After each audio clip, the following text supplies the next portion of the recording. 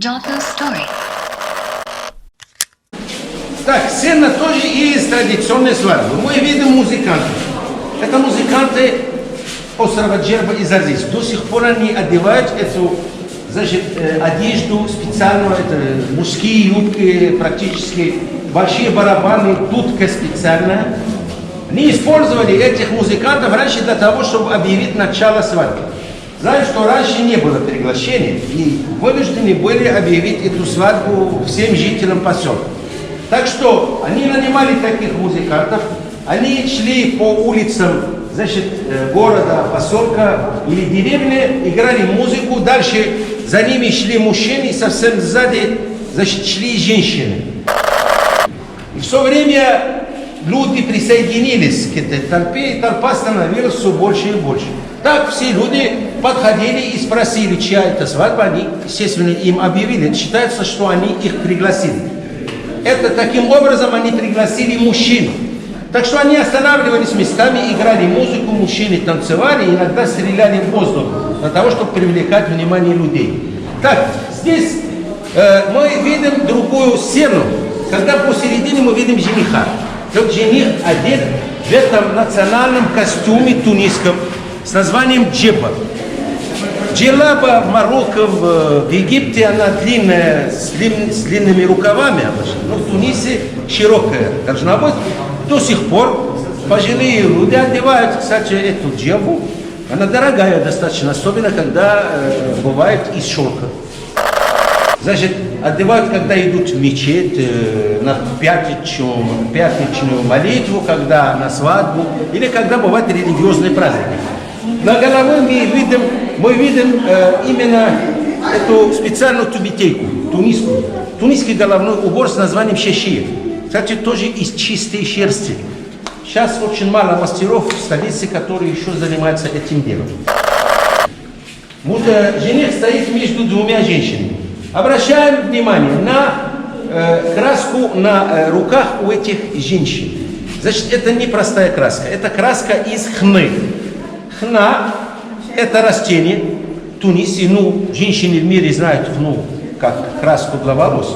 Значит, средства продаются везде, значит, в состав которых входит эта хна и красит в основном волосы в темно-красный цвет.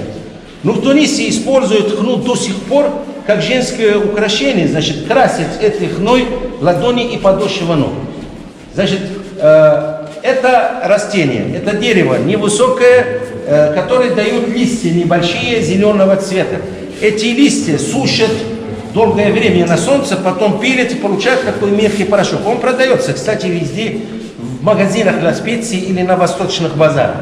Когда мешают этот порошок с водой, получают именно тесту мягкую, укладывая эту тесту в течение нескольких часов, в среднем 10 часов, иногда побольше.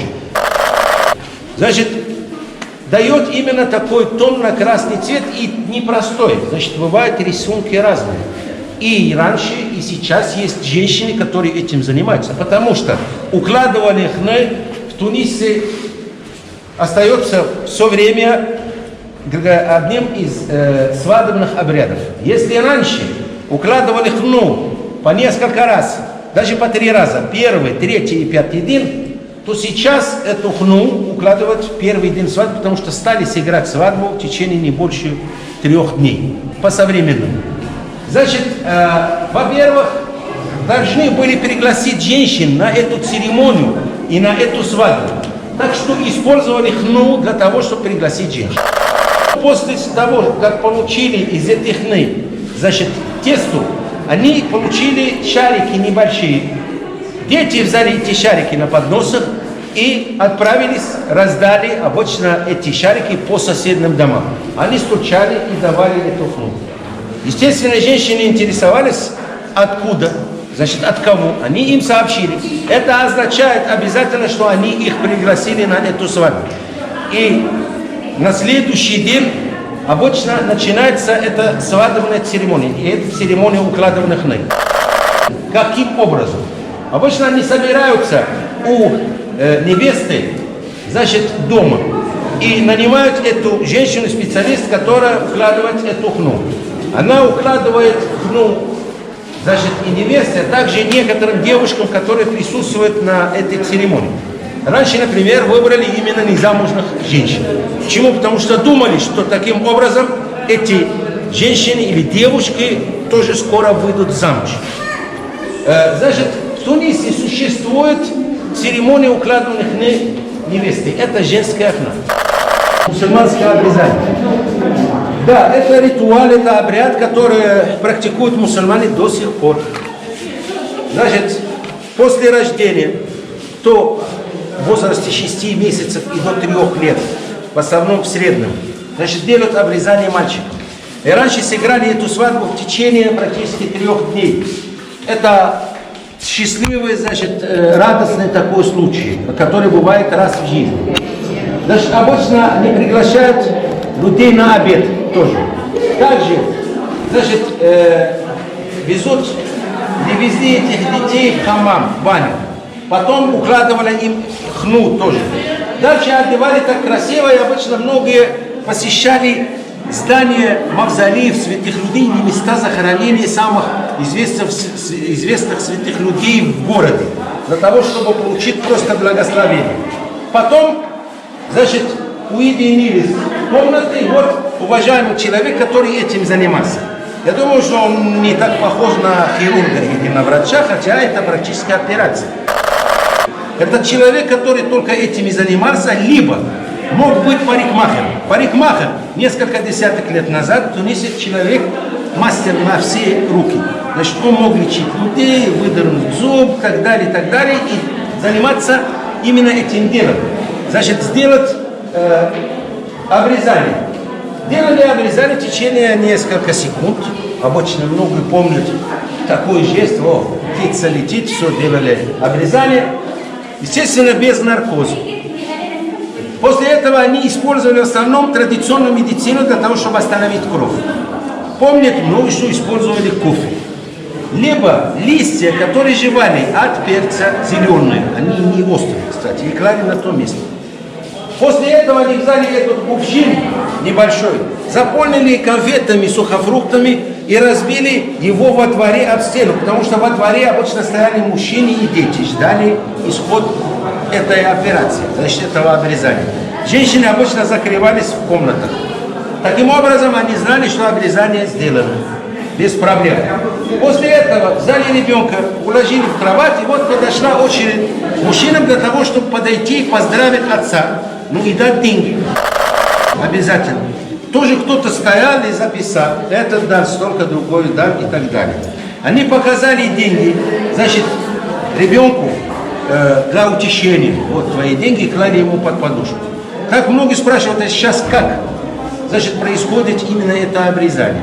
В основном сейчас в 80% случаев это простая операция, которая делается в клинике или у врача, значит, у хирурга.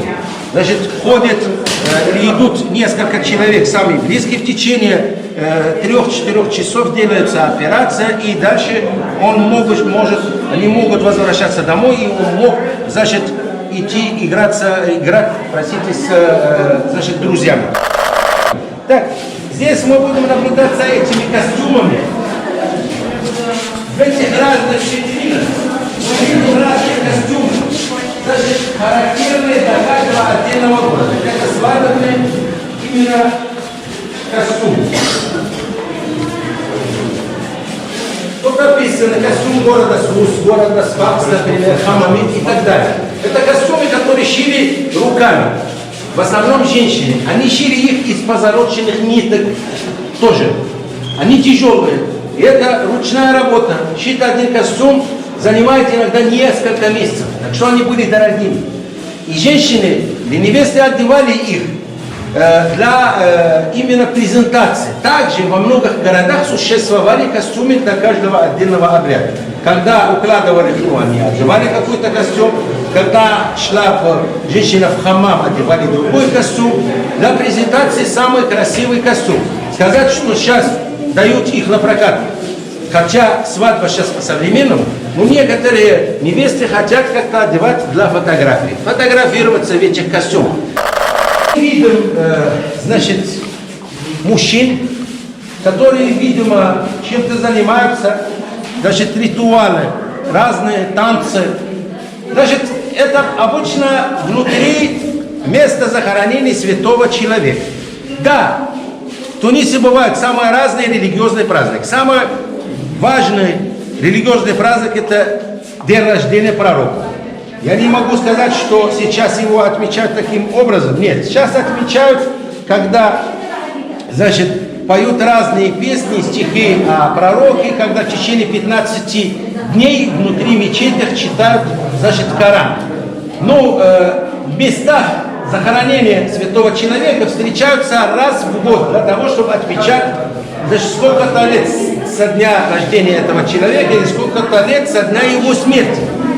Обязательно это люди, которые жили давно, значит, и делали добро людям, имели, может быть, свои сверхспособности, значит, лечили людей. Вот после их смерти, значит, жители поселка или деревни решают им присвоить такое звание – святой человек. У нас Сиди их называют.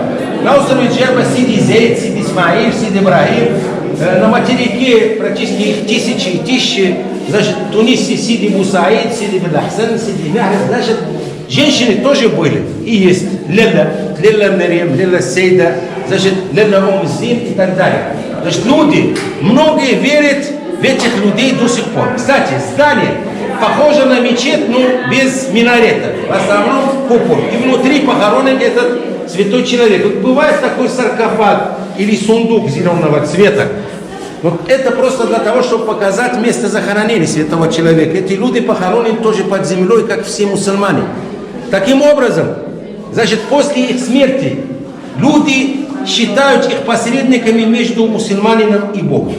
Значит, и многие женщины верят в их способность помочь людям, хотя они мертвы. Значит, каждый раз, когда у человека появляется проблема или появляется какое-то пожелание, он должен обязательно обратиться к этому святому человеку. Ну, обратиться тоже к Богу через этого святого человека. Так что приходят, кладут тоже, как у вас, например, свечки, деньги и, значит, предъявляют свои пожелания. Самые разные. Но должны обещать этому человеку что-то. Например, если дочь выйдет замуж, и это проблема, кстати, у нас в Тунисе, каким образом? Девушки выходили замуж в раннем возрасте. Да. В среднем 16-17 лет. Были случаи, что в 14. Значит, в 20-21 это уже немножко поздно. Но когда девушке исполнилось 22-23 года, вот часто их матери начинают приходить в здание этих святых людей, попросить у Аллаха, значит, могущего для того, чтобы эти девушки, значит, выходили замуж. Так что и обещает в этом случае резать барана. И обязательно после или когда встречаются, значит, на праздники, для того, чтобы отмечать праздник этого святого человека, многие режут вокруг, значит, его здания или места захоронения баранов, дают мясо, значит, бедным людям, готовят еду и угощают людей. И во многих, значит, мавзолеях внутри бывают такие флаги, но редко встречаются красные. Ну, хотя мусульмане говорят, что красный это, значит, цвет ада, это цвет рая, и должны все время быть рядом для того, чтобы человек выбрал сам, куда